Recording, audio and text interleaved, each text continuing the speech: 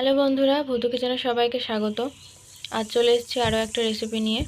আজ আমরা করব চিংড়ি মাছের মালাইকারি। তার জন্য আমরা এখানে নিয়ে নিয়েছি ছোট বড় সব রকমের চিংড়ি মাছ এবং নারকেলের দুধের জায়গায় আমরা এখানে গরুর দুধ নিয়ে নিয়েছি। নারকেল দুধ না দিয়ে গরুর দুধ দিয়েও এই রেসিপিটা খুবই সুন্দর লাগবে।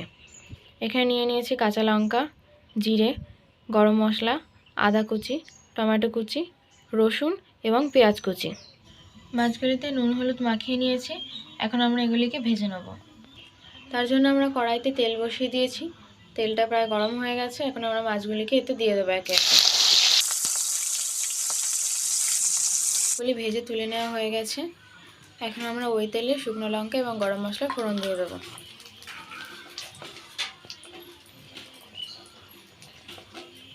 এরপর আমরা দিয়ে দেবো পেঁয়াজ বাটা। ভালোভাবে ভাজা হয়ে গেছে। এখন আমরা এতে টমেটো কুচিগুলোও দিয়ে দিয়েছি। এরপর বেটে রাখা মশলাগুলি দিয়ে দেবো।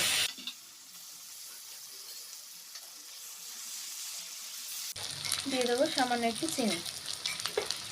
রং আসার জন্য দিয়ে দেবো একটু কাশ্মীরি লঙ্কার গুঁড়ো। এরপর দিয়ে দেবো পরিমাণ মতো হলুদ এবং লবণ।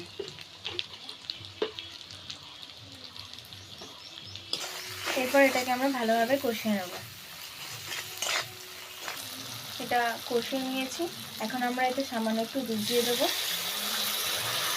এরপর এটাকে আমরা আরও কিছুক্ষণ কষিয়ে নেব। এরপর ভেজে রাখা মাছগুলি দিয়ে বাকি দুধগুলি দিয়ে দেবো।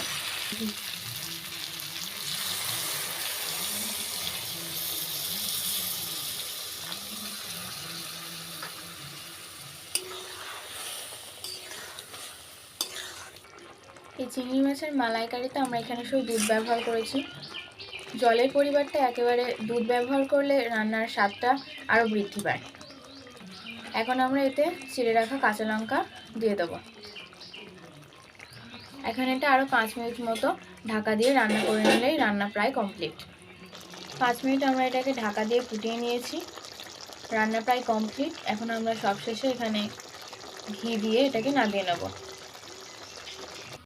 দেখো মাছটা নামিয়ে নিয়েছি। খুব সুন্দর দেখতে হয়েছে, খেতেও খুব সুন্দর হয়েছে।